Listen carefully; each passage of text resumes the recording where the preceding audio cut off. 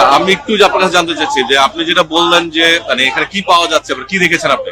ফাঁসিবাদের পতন দেখতে পাচ্ছি।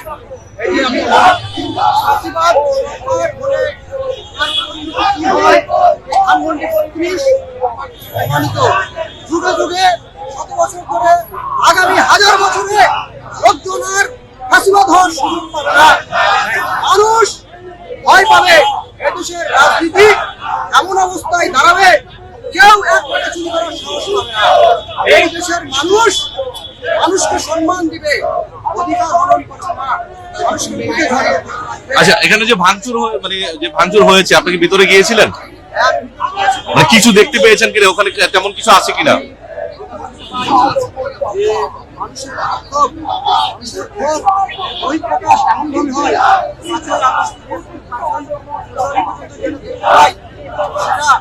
আসলেই মানে মানুষের ভিতরে কতটা রাগ জিদ ক্ষোভ তার বহিঃপ্রকাশ।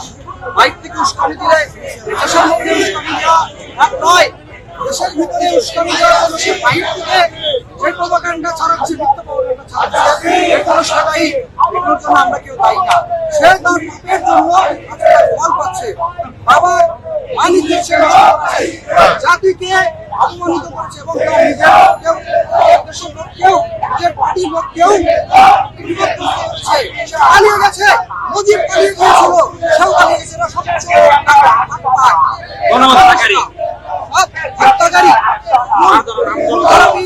এবং অর্থ চুরি করে পৃথিবীতে তারা এরকম করেছিল জানেন। আমি মনে করি তাদের শিক্ষা দেওয়া উচিত। যদি দেশ